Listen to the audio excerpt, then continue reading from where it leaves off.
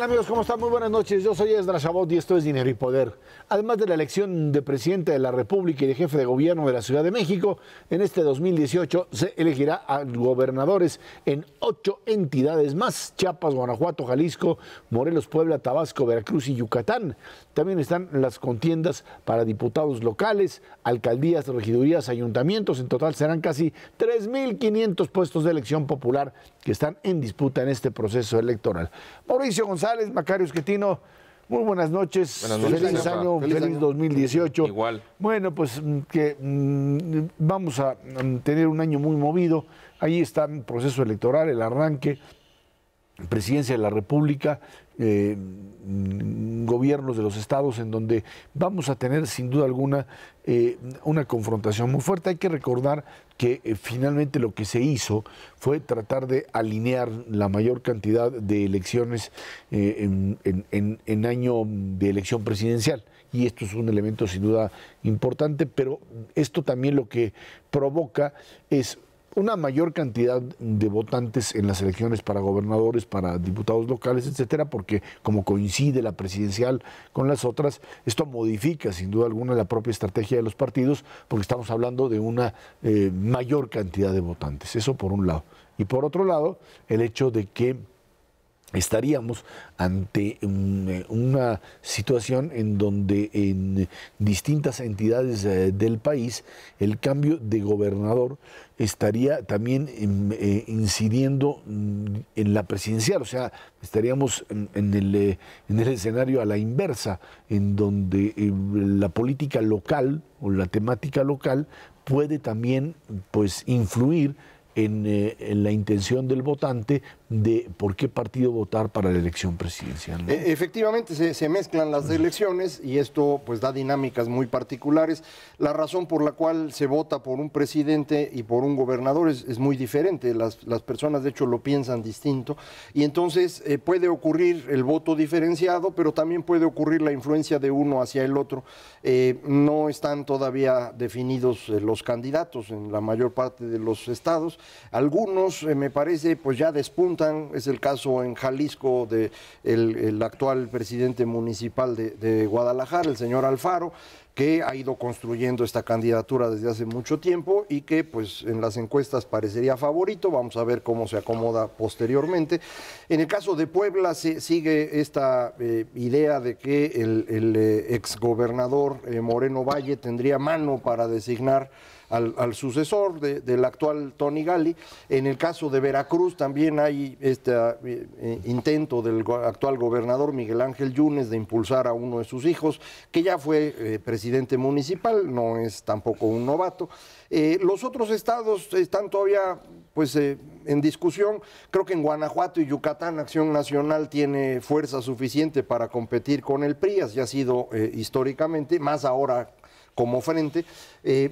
Casos raros que no sé si van a ser fáciles de ubicar van a ser Chiapas, Morelos y Tabasco. Ahí es confuso cómo va a poderse acomodar la situación. Vamos a estar viendo, pero sí, es un año muy, muy movido, ¿no? Y bueno, desde el punto de vista de la, vamos a decir, de la óptica de los políticos, de los que pues organizan y arreglan, ¿no?, las elecciones y designan los candidatos, como hemos visto en las últimas semanas, a mí me parece que esta concentración de ejercicios electorales a nivel estatal favoreció algo que no se ve con frecuencia en el mundo, que es que la izquierda y la derecha se juntan en la elección presidencial.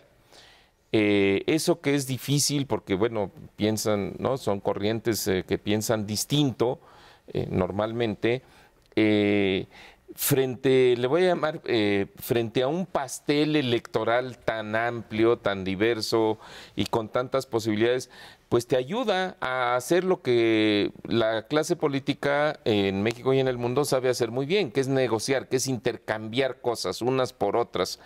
Y a mí me parece que si no hubiera habido elecciones, por ejemplo, en todos estos estados en 2018, creo que hubiera sido difícil que hubiéramos visto al PAN y al PRD juntos en la elección presidencial. Entonces, ¿cómo se van a asignar los candidatos? Bien dice Macario, en muchos estados todavía no sabemos de intenciones de algunos grupos políticos.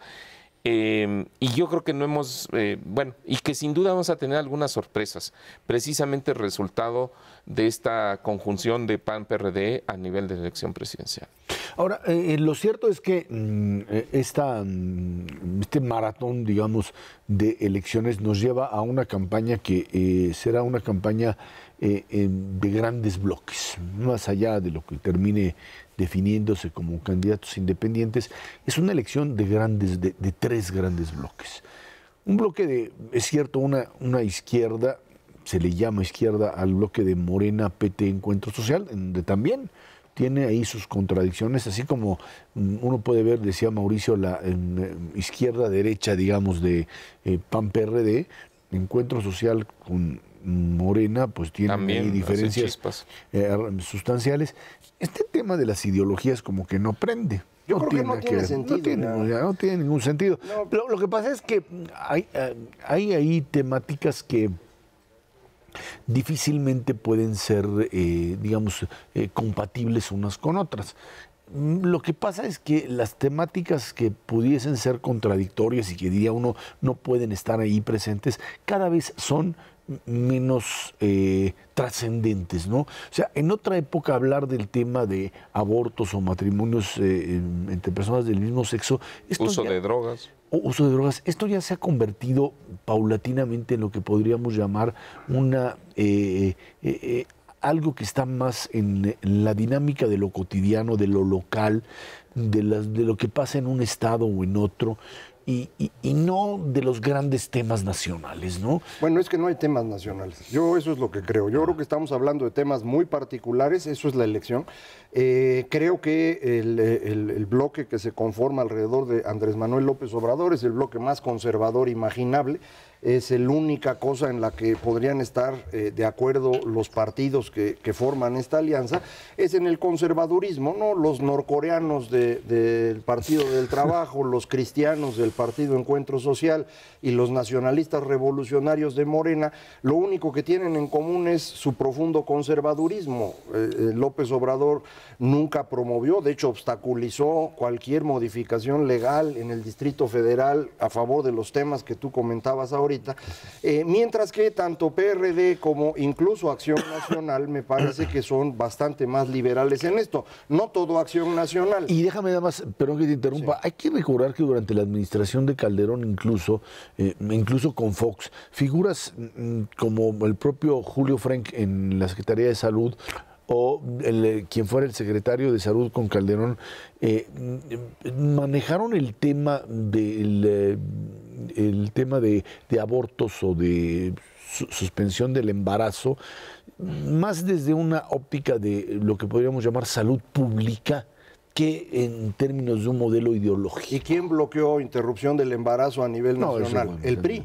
¿Y quién bloqueó la iniciativa que trató de promover el presidente Peña para el matrimonio de personas del mismo género? El PRI. Porque les costó el año pasado. Lo que sea, pero lo que quiero decir con esto es, esta forma de interpretar el mundo en términos de izquierda y derecha no tiene sentido alguno en este momento, y si seguimos haciéndolo con los partidos y las coaliciones, nos va a costar mucho trabajo entender por qué la gente está votando de una manera u otra. A mí me parece perfectamente lógica la coalición PAN-PRD Movimiento Ciudadano, porque el argumento que los une es decir, el régimen político que vivimos el siglo XX y su versión de 97 para acá está agotado y vamos a proponer una alternativa. Y entiendo que Andrés Manuel y su bloque conservador dice vamos a regresarnos a los años 70 porque eso estaba mejor. Y el bloque del PRI con el candidato Mid lo que dice es lo que estamos haciendo ahorita está funcionando. Son las tres opciones. No hay nada de izquierda y derecha en eso. Pero yo creo que yo coincido contigo que lo de la división de izquierda y derecha cada vez tiene menos sentido, pero A mí me parece que la interpretación que está haciendo Macario es correcta, sin duda, yo coincido totalmente con ella, pero me parece que es demasiado sofisticada para el ciudadano común y corriente. O sea, yo no veo a los ciudadanos razonando la conjunción del PAN y el PRD para una elección presidencial en esos términos. Yo creo que lo que los ciudadanos comunes y corrientes ven o vemos a veces es lo más evidente, y por ser evidente no quiere decir inválido, que es, se juntan el PAN, el PRD y Movimiento Ciudadano simplemente porque no quieren que gane el PRI. La única manera de tener, digamos, de ser competencia para el revolucionario institucional, pues es sumándose, y eso es lo que, vamos, el primer mensaje que transmite, ¿no? Ya todo el razonamiento atrás, ojo, correcto, sí, pero me parece que va mucho más allá de lo que los ciudadanos tienen la cabeza al respecto. Tiene razón, Mauricio, pero el ciudadano ni siquiera está pensando en PAN, PRD, Movimiento Ciudadano. O sea, la gran masa que vota en función más que nada también de la figura, más que de los contenidos. O sea, cuando tú le preguntas a la gente, o la gente se te acerca y te dice, bueno, ¿tú crees que Anaya tiene capacidad para hacerlo? ¿Tú crees que Mid puede manejar? ¿O Andrés Manuel hará o no hará tal o cual cosa? Todavía seguimos viviendo en un imaginario ciudadano, no colectivo, como le quieran llamar, que supone que el presidente de la República tiene la capacidad para hacer y deshacer, y que es el responsable único de lo que sucede en el país. Sabemos que no es así, sabemos que cada vez esta idea del gran elector o del gran dirigente nacional que cambia las cosas no es exactamente igual que lo que teníamos anteriormente, pero la percepción de la ciudadanía se enfoca mucho más hacia la capacidad que demuestra en campaña el candidato, ¿sí?, más que este tema de las formaciones políticas que plantean cambios en uno u otro sentido. Yo creo que el tema de las propuestas, sin duda que es importante, me parece secundario a la hora de presentarlo. Yo creo que es importante ver a los propios candidatos moverse en los medios, moverse en el terreno, y ahí es donde la gente va a decirle, me late que sí la puede hacer, o simplemente lo descarto, ¿no? Bueno, yo coincidiría que si nos vamos a propuestas a detalle, nadie las va a leer, y además harían bien porque nadie va a cumplir eso, así que no se fijen en esas cosas. ¿Tú crees que sí les influye? Sí, yo creo que lo que las personas del auditorio usan para decidir su voto es una combinación de si el candidato parece que puede cumplir y de la idea de conjunto de lo que está proponiendo. No el detalle, pero sí el conjunto. Y en esto me parece que sí son muy claras las tres propuestas, que son distintas. El vamos regresándonos porque lo que México hizo desde 85 o desde 97 para acá está mal. Okay. Esa es una opción. Y dice, Andrés Manuel podría cumplir eso. Pues sí, entonces votos por él. Hay otros que dicen lo que hemos hecho en México desde 97 o si quieres desde el Tratado de Libre Comercio para acá está funcionando y vamos a seguir igual. Y ese es el PRI. ¿Y puede el señor Mida hacerlo? Pues sí, adelante. Y la tercera opción es decir, no sirvió ni lo anterior ni lo que tenemos ahorita es perfecto, vamos corrigiendo esto último. Y eso es lo que propone el Frente y lo trae el señor Anaya. ¿Puede cumplir o no? Creo que esas tres cosas sí son distinguidel sin ir a detalle. Bueno, sí, no. En esta ocasión no, pero déjame que te comente por qué. Del que tenemos más evidencia hasta este momento, es de Morena. Porque Morena ya publicó un plan. Es un documento de 420 páginas. No, bueno. Y el Frente, entonces sigue, Mauricio. Y el Frente no apenas es una plataforma y el PRI no ha hecho una propuesta de hacia dónde se quiere mover. Entonces, sí me parece un poco aventurado decir, ¿no?, que unos están apoyando la continuidad de los últimos 15 años y otros están proponiendo regresar a los últimos 25. Porque precisamente yo pienso que ahí les ha caído el 20, ¿no?, a algunos de los asesores políticos, y si uno revisa, por ejemplo, los materiales de Morena, se lleva una sorpresa, porque hay una buena cantidad de propuestas, ¿no?, de fomentar ¿no?, a la clase empresarial, de incrementar la inversión productiva, de no gastar demasiado, sino reorganizar el gasto público. Eso es regresar al pasado. Eso no es regresar al pasado. Es lo mismo. Para mí lo importante. Eso será para ustedes regresar al pasado. Bueno, no había ningún documento que yo haya leído. ¿Anterior? Sí, así no, estaban. no, ninguno. Ahora que se registró el Día de la Virgen Morena, el candidato de Morena, dijo un decálogo que claramente es vámonos de regreso al pasado. Si eso coincide o no con lo de la plataforma, para mí es irrelevante, porque nadie va a leer la plataforma, salvo tú y personas que nos dedicamos a eso. Pero para el público son las 10 cosas que dijo, y esas 10 cosas es vámonos de regreso, hagamos refinerías, vamos a descentralizar las secretarías, vamos a regalar una lana. Bueno, pues eso es básicamente el retorno al pasado, y me queda claro que eso es lo que van a vender, y van a vender cada uno de los candidatos. Me queda claro su capacidad o su habilidad de ser pues populares, que es donde los pueden matar a cada uno de ellos, en el cállate chachalaca, en donde cualquier expresión de esa naturaleza puede ser suicida para cada uno de ellos. Vámonos a una pausa, de regreso platicamos con usted sobre el tema internacional que le pega, por supuesto, también a las elecciones del país. Esto es Dinero y Poder.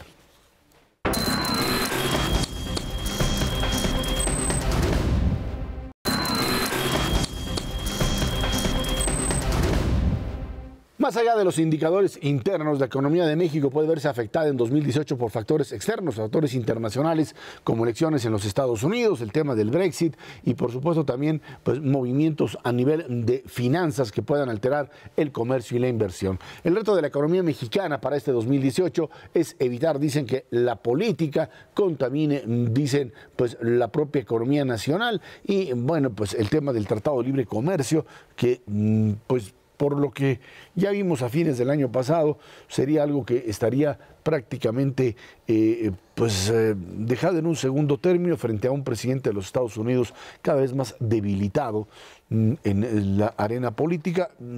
Hay quien opina que al revés, cuando Trump estaba más fuerte, pues esto le ayudaba a México, porque entonces no se fijaba, digamos, en los temas que tenían que ver con el Tratado de Libre Comercio, y que era bueno.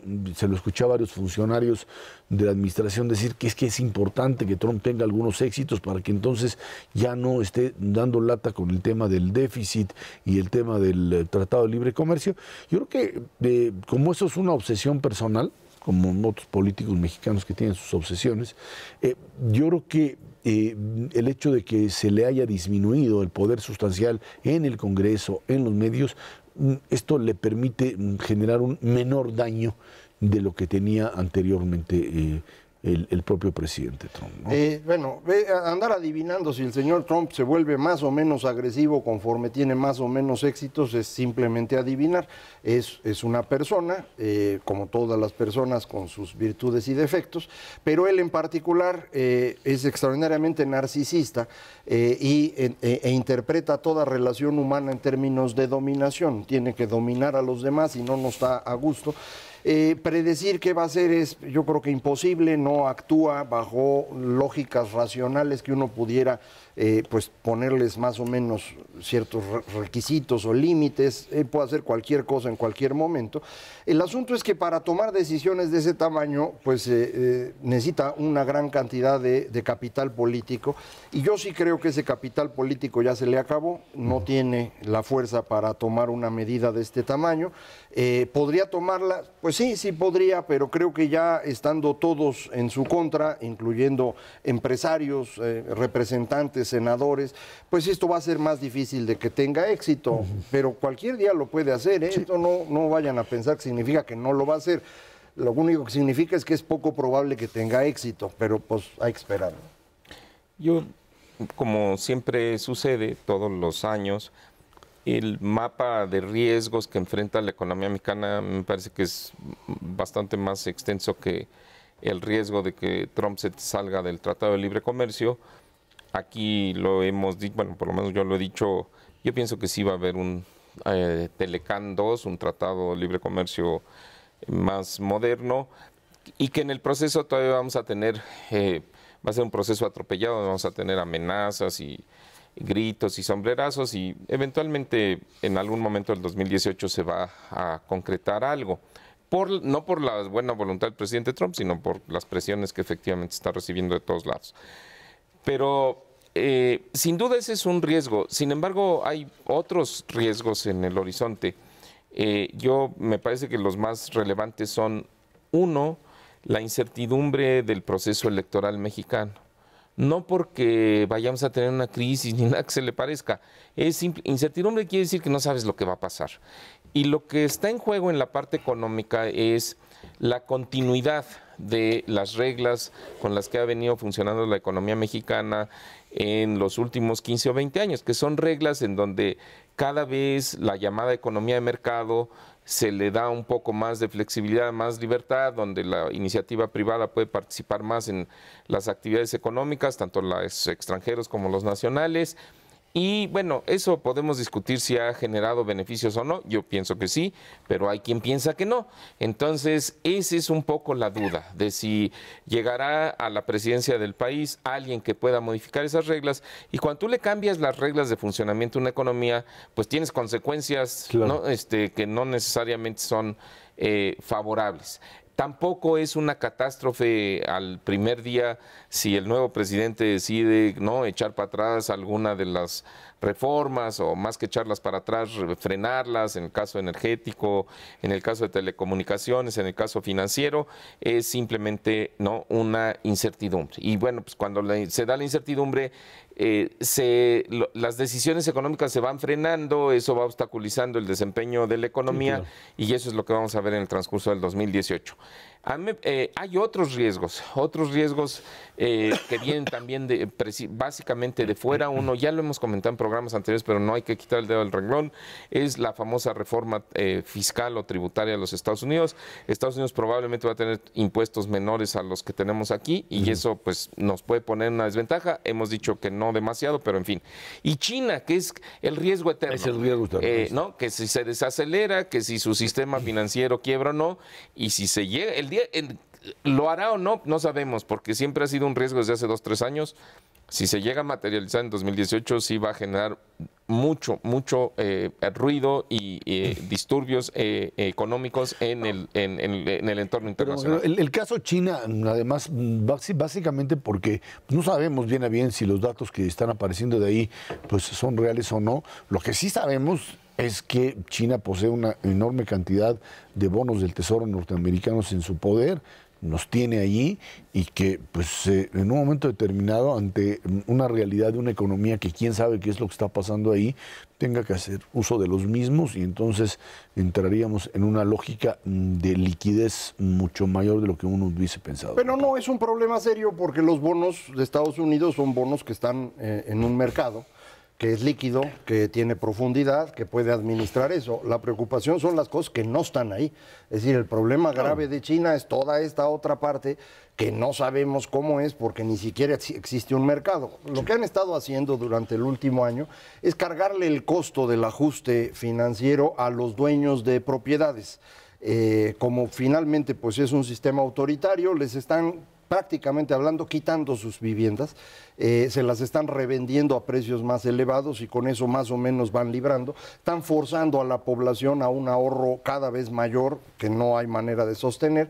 Entonces, vamos a ver hasta dónde aguantan. Por eso el señor Xi Jinping se convirtió en emperador, para tratar de controlar un proceso que va a ser muy complejo. Hay otro elemento de riesgo que vale la pena considerar, porque además está de moda, y son las monedas, criptomonedas, como les llaman. El más famoso es Bitcoin. Que es una moneda virtual que se produce a través de un algoritmo que requiere la resolución de problemas matemáticos muy complejos para simular como si fuese una mina de oro. Lo vas sacando y es como si encontraras oro, lo metes al mercado y con eso pues ya te vas haciendo rico. Este proceso para tratar de extraer estas monedas y crearlas requiere una cantidad de energía brutal. Se está consumiendo para producir eso la misma cantidad de electricidad que México utiliza en prácticamente en 9 meses. Todo el país en 9 meses usa la misma cantidad de energía eléctrica que estos señores están utilizando para extraer las monedas. Eso pues requiere una cantidad de dinero barata, o sea, una energía barata, por eso lo están haciendo en Venezuela, que está subsidiada, lo están haciendo en Rusia, entonces pues, con eso están funcionando. Estas monedas, como son raras, pues se han ido subiendo de precio y entonces han creado una gran burbuja. Esto no significa que las monedas en sí no sirvan. Lo único que significa es que no tenemos idea de cuál debe ser su precio. Y seguramente 18, 20 o 25 mil dólares no valen. Se ha creado un monstruo de tal tamaño que la caída sí puede desestabilizar al sistema y es algo que vamos a tener también en estos días, ¿no? Ahora, el tema de el propio, digamos, la elección mexicana vinculada específicamente a lo que podríamos llamar algún choque económico en el mundo, ¿hasta dónde la economía mexicana en este año 2018 podría sufrir algo que para el próximo mes de julio pudiese afectar? O sea, no hay nada a nivel internacional ni a nivel local que pudiese ser o afectar el proceso electoral interno de manera tal que dijéramos, bueno, este u otro evento, decíamos TLC, etcétera, pudiese inclinar la votación. Sí, no, eso sin duda que hay, siempre hay. Yo te diría, son los dos factores de siempre, porque no son nuevos. Uno es si por razones que no se alcanzan a anticipar, factores sorpresa, llamémosle, la economía se debilita, o sea, el PIB ya no crece 2%, como decíamos, y no crece, imaginémonos, la mitad o menos que eso, la gente lo va a resentir en el bolsillo. Y el candidato que se ponga más hábil para denunciar y diga, ya ven, es por seguir tales o cuales reglas, como en el pasado, pues eso puede ayudar. El otro tema es, bueno, ¿qué puede ocasionar algo así? Una salida violenta de Estados Unidos del Tratado de Libre Comercio. Ya hemos dicho, eso no es una catástrofe, pero sí ubicaría a México en un crecimiento del 1,5 al 2%. Entonces, eso sí no ayuda, eso pega. Y simultáneamente eso podría debilitar al peso. Debilitar al peso quiere decir pues que la paridad se regrese a niveles de 22 o 23 pesos por dólar. Y los mexicanos tenemos una concepción muy especial del tipo de cambio por razones históricas, no por otra cosa. Cuando vemos que el peso se devalúa, sentimos que algo muy malo está pasando en la economía y no sabemos bien qué, pero es muy malo. Entonces, si el peso llega a esos niveles, la gente se va a inquietar, porque piensa que es como el prólogo o el primer paso de algo que viene después, que no se sabe qué es y que puede ser peor. Entonces, sin duda eso puede afectar. Y curiosamente es algo que también estaría relacionado con una salida brusca del Tratado de Libre Comercio. Lo demás, factores que nos han causado dolores de cabeza en otras ocasiones, el precio del petróleo no se ve particularmente frágil, la economía internacional está creciendo cada vez mejor, especialmente en Estados Unidos. Entonces yo te diría que el riesgo mayor sigue siendo esta incertidumbre sobre el destino del Tratado de Libre Comercio. Bueno, vámonos a una pausa, de regreso platicamos los pendientes de esta administración Peña Nieto, que termina ya en unos cuantos meses. Aquí lo analizamos en un momento. Esto es Dinero y Poder.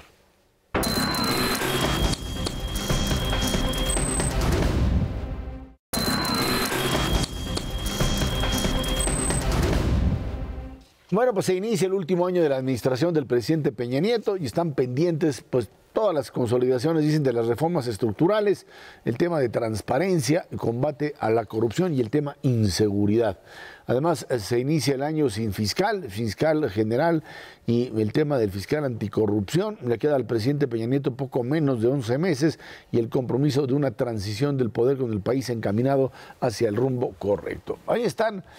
Se avanzaron, sin duda alguna, ahí están las reformas, lo que se logró con el Pacto con México, que creo que es lo destacable de esta administración, de reformas, la educativa, reforma energética, reforma en telecomunicaciones, reforma bancaria. La fiscal, no se les olvide, fiscal, gracias a la fiscal no nos fuimos al demonio. Con el petróleo. Exactamente. Reforma financiera. Sí. Laboral también, ahí que te dio... La laboral y la de amparo venían desde el sexenio anterior, pero también hay que contarlas, yo creo. Hay que contarlas como tal. Y bueno, pues la posibilidad, por supuesto, de continuarlo.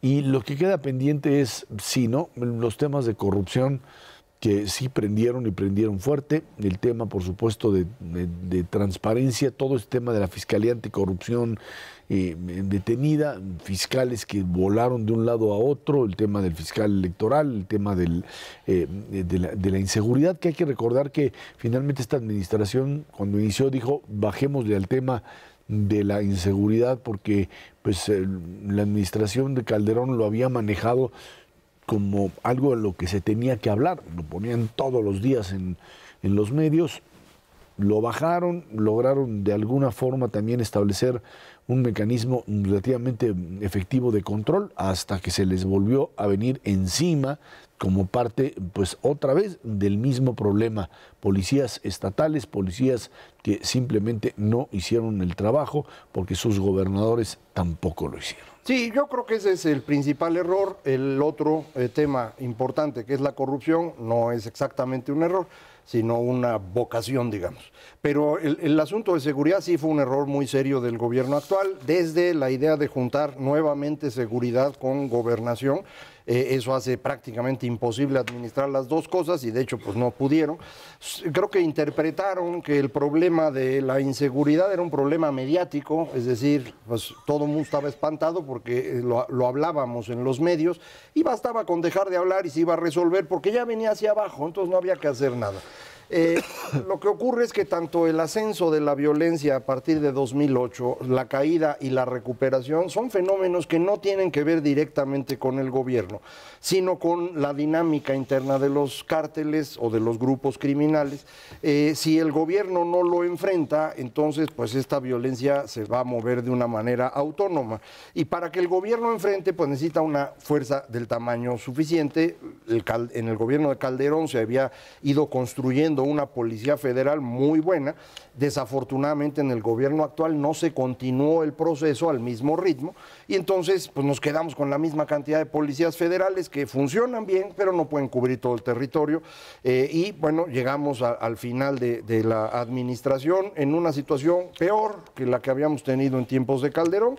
Y son los dos temas, inseguridad, que es este que acabo de platicar, y el tema de corrupción, donde yo más bien creo pues que el PRI regresó a lo que ha sabido hacer siempre. O sea, ellos crearon un sistema político el siglo pasado que era corrupto, que corrompía a la gente, y pues siguieron con eso porque piensan, yo creo que así es como debe funcionar.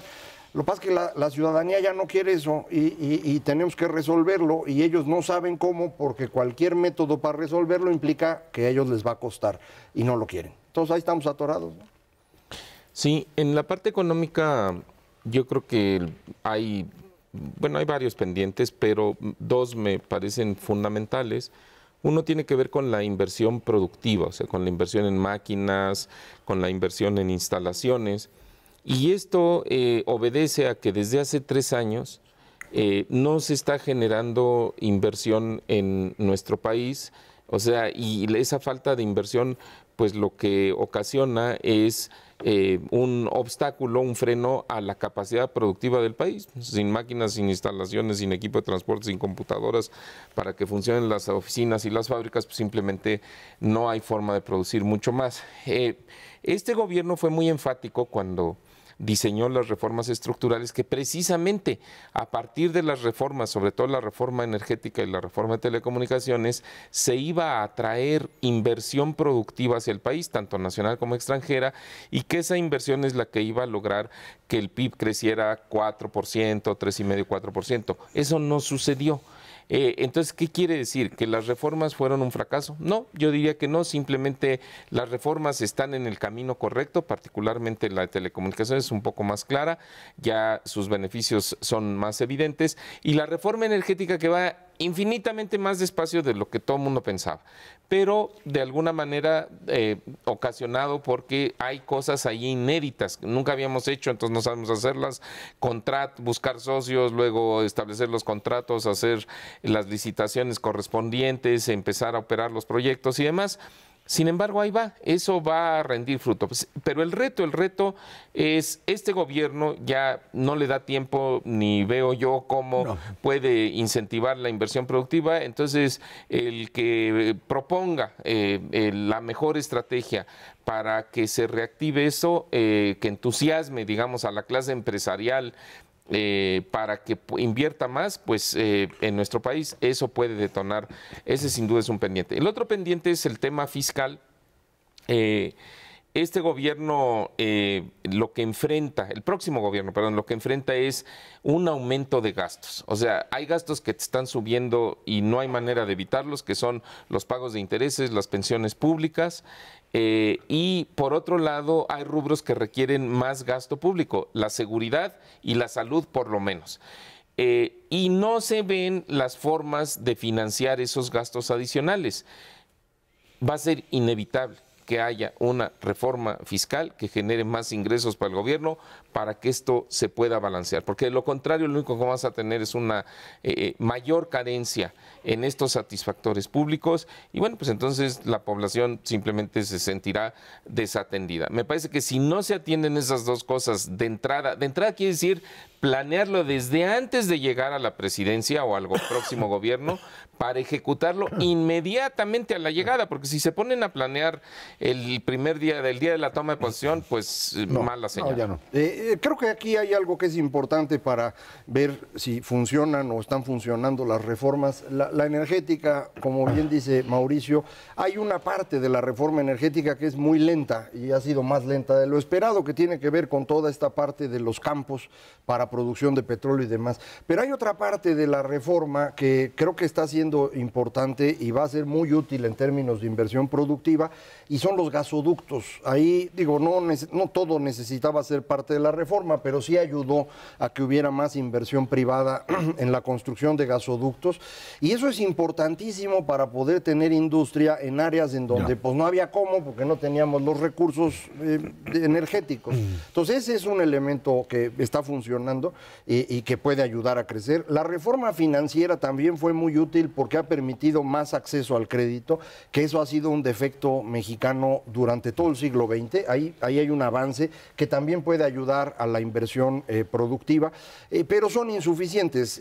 Necesitas una especie de actuación directa del Estado para que esto se agilice y eso requiere inversión pública, que es la que se nos ha venido a los suelos. Entonces, a los dos temas que decía Mauricio, de seguridad y salud, que requieren más dinero, el tercero que requiere más dinero es inversión pública. Infraestructura. Porque se nos vino abajo, ¿no? La tenemos al peor nivel de la historia, necesitamos elevar eso, pero eso es imposible a menos que empecemos a pagar más impuestos o distribuyamos de manera distinta esos impuestos, y eso es lo que creo que van a tener que hacer, como bien dice Mauricio, ¿no? Ahora, en el tema fiscal, yo quiero ver qué van a hacer los candidatos precisamente que están ahorita ahí dándole con todo, cuando se les cuestione en el tema fiscal. Yo entiendo que nadie va a querer hablar. Nadie te va a decir nada. Absolutamente, No, pero yo creo que... Nadie gana una campaña presidencial subiendo los impuestos. Yo lo sé.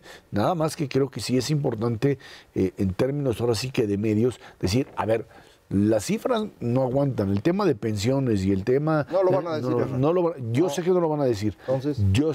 ¿Para qué preguntas? ¿Para qué pregunto? O sea, la bola de ahí te va la bola de cristal. Yo creo que lo que nos van a decir, y ya lo empezaron a decir, es no van a tocar el tema de los impuestos y van a decir que van a hacer ahorros en gastos donde hay desperdicio para asignarlo a estas cosas que deben de ser más prioritarias u obligatorias, como el aumento de gastos de seguridad, el de salud, los pagos de intereses, ¿no?, de las obligaciones gubernamentales, y que entonces es un reacomodo del gasto. Ninguno va a decir vamos a subirle a los ingresos por lo de los impuestos. Ahí yo creo que sí es importante, si uno quiere realmente cuestionar, meter, es decir, señores, por más que le hagan, no te da, no te suma, no te alcanza, claro, por supuesto. Yo creo que si quieres preguntarles algo así para agarrar los torcidos con eso. A los tres, ¿eh? A los tres, sí, claro. Sí, a cualquiera. Los independientes, a quien sea.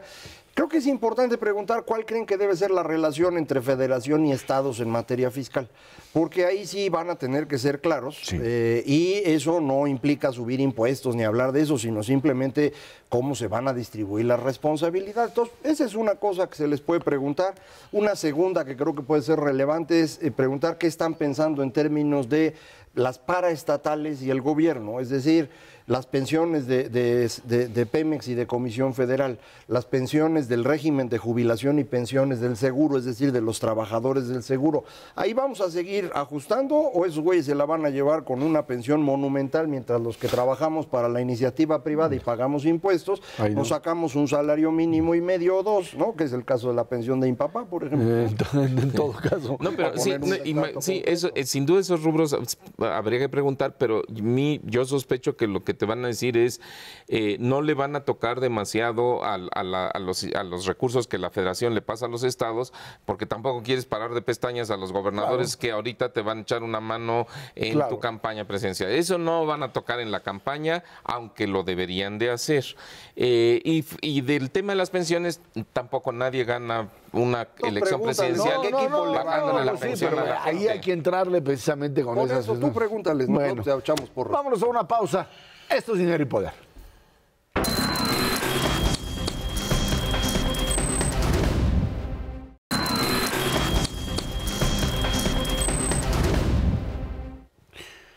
La economía mexicana a lo largo de los últimos años ha tenido crecimientos relativamente buenos, sin embargo hay que pensar en lo que está sucediendo en el resto del planeta para tratar de comparar hasta dónde nuestro país se inserta en lo que podríamos llamar economías de desarrollo, economías en crecimiento y lo que sucede en el resto del mundo frente a lo que está pasando directamente aquí en nuestro país. Tenemos un comparativo, digamos, de lo que podríamos llamar a inicios de este 2018 de una economía mexicana que ya sabemos crece al 2% frente a lo que le pasa a países que están más o menos en nuestro nivel de desarrollo.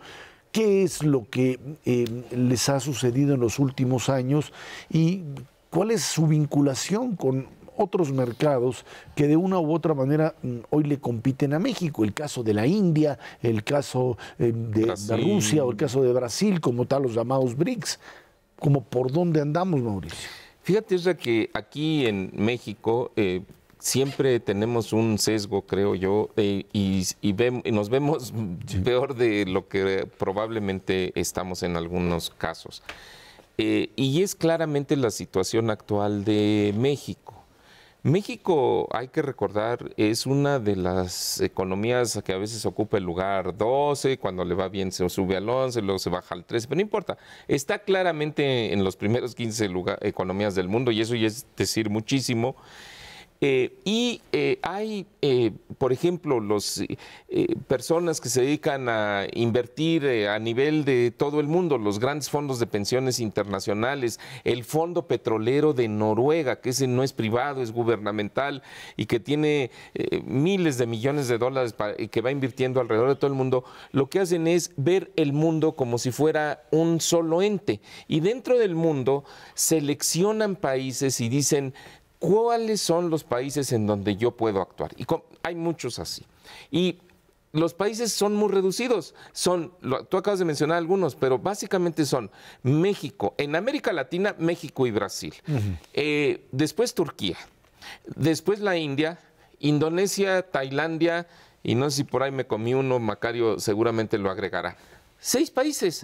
Entonces, cuando ven el comportamiento de estas son economías emergentes, así se les llama, porque no son igual que las economías que ya están más avanzadas en su desarrollo económico. México presenta probablemente la mejor perspectiva económica para los próximos 2 o 3 años, con todos los problemas que aquí platicamos cada semana, que no crecemos arriba del 3%, que sería deseable, cierto, que la inflación se nos subió y anda a niveles del 6, pero que puede bajar al 4, cierto, que las exportaciones no traen fuerza, pero no la misma de años anteriores, cierto. Y que tenemos una deuda pública que nos ha subido y que ya Hacienda está en proceso de controlar desde hace unos meses, cierto. Pero cuando comparas a México con todos estos países que te acabo de mencionar, y sacamos el promedio de esos países, las perspectivas de México son mejores en los próximos 2 años que el promedio de ellos. O sea, tenemos mejor perspectiva de crecimiento del PIB, mejor perspectiva de crecimiento de las exportaciones, mejor perspectiva de tener una inflación más baja, mejor perspectiva de tener un desempleo más bajo, y realmente donde andamos patinando un poquito, y por eso hay que cuidarlo bien, es en el tema de las finanzas públicas. Tenemos una perspectiva de deuda pública respecto al tamaño de la economía un poco más alta, pero no nos vemos mal, y así nos ven los extranjeros. Los extranjeros dicen, sí, ustedes tienen un montón de problemas económicos, pero no son tan graves. Atiéndanlos, porque si los abandonan, pues sí, les va a ir como en feria. México está ahorita medido en dólares comparables en el lugar 11 del mundo. En dólares que llaman de paridad de poder adquisitivo. Ahorita lo decía Mauricio, ¿no? A veces estamos en el 12, estamos más cerca del 11. Pero tenemos uno de los crecimientos más importantes de este segmento, de este grupo de los 12 países más grandes, porque nuestro miserable 2% de año tras año, hay que sumarle cómo vamos recuperando poder adquisitivo frente al dólar, la que se llama paridad de poder adquisitivo. Sumando esos dos efectos, el crecimiento en lo que va de esta década es de 4% anual. Solamente hay 3 países que crecen más rápido que nosotros de esos 12, China, India e Indonesia. En todos los demás crecen menos, y todos los demás significan Rusia, Brasil, Reino Unido, Francia. Y esto lo que va significando es que México poco a poco va avanzando mientras estos otros países se detienen. Yo sigo pensando que en términos de dólares de poder adquisitivo, dólares comparables, México va a ser la 7ª economía para 2030 por la velocidad a la que nos movemos. Brasil no lo logra, y Rusia tampoco, porque ellos solo venden productos básicos, commodities, y estos están en precios bajos desde junio de 2014. Y eso fue el gran cambio de nuestro país. El único país latinoamericano que no depende de vender commodities es México. A mediados de los 80 sí dependíamos, y cuando vino el golpe de la caída de precios nos costó una década entera, pero ahora ya no. Entonces, pues vamos creciendo poquito, pero ese poquito es constante, a diferencia de Brasil, que a veces está en 6% y a veces está en menos 3%. En los últimos 3 años, Brasil se ha contraído 5% en 3 años. Rusia se ha contraído más, pero también ellos alteran sus cifras, entonces no es fácil saber exactamente cuánto es, pero más o menos ese es el orden de magnitud, porque vendían lo mismo. Entonces, eso nos da a nosotros una posición bien distinta.